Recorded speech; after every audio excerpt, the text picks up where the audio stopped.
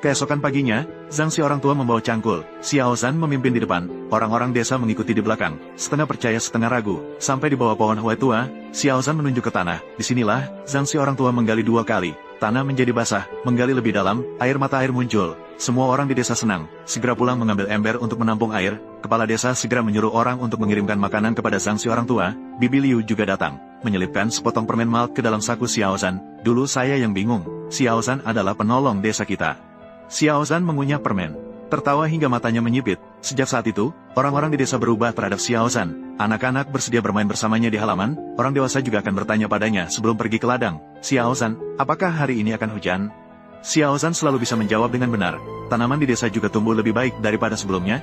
Zhang si orang tua mengajarinya mengenali ramuan. Xiao Zhan bisa langsung mengingatnya, dan bisa membedakan mana rumput yang bisa dijadikan sayur, mana yang bisa menyembuhkan penyakit. Setahun berlalu. Beberapa anak di desa pergi bermain di Gunung Hu, secara tidak sengaja memakan buah liar, dan pulang dengan sakit perut, muntah dan diare. Wajah mereka pucat, orang tua anak-anak itu panik dan menangis. Di desa tidak ada dokter, untuk pergi ke kota harus berjalan setengah hari.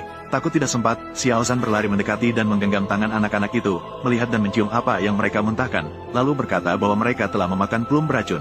Di belakang gunung ada sejenis rumput dengan daun bergerigi panjang. Jika direbus dan diminum, mereka akan sembuh.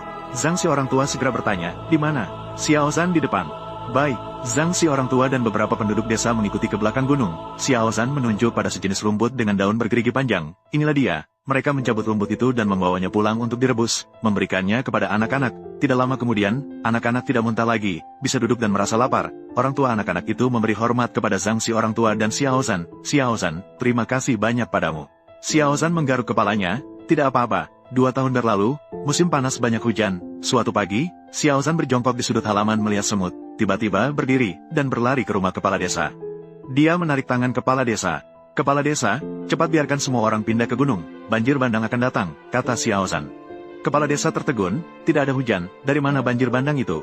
Xiao Zhan melompat dengan cemas. Tadi saya melihat semut semua pindah ke tempat tinggi, ular di tepi sungai juga merayap ke desa. Pasti akan ada banjir bandang, jika terlambat, sudah tidak ada waktu lagi.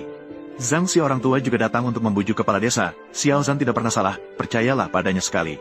Kepala desa menggigit giginya, memanggil pemuda desa untuk memberitahu dari rumah ke rumah. Biarkan semua orang pindah ke gunung. Beberapa orang enggan dan berkata Xiao Zhan hanya mengada-ada. Kepala desa menarik mereka pergi dengan paksa. Baru saja mereka memindahkan semua orang ke gunung, terdengar suara gemuruh dari bawah gunung. Air bah mengalir turun dari gunung, menghancurkan semua rumah di bagian rendah desa.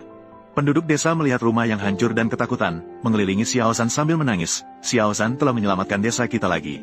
Xiao Zhan menggelengkan kepala, selama kita semua baik-baik saja, itu sudah cukup.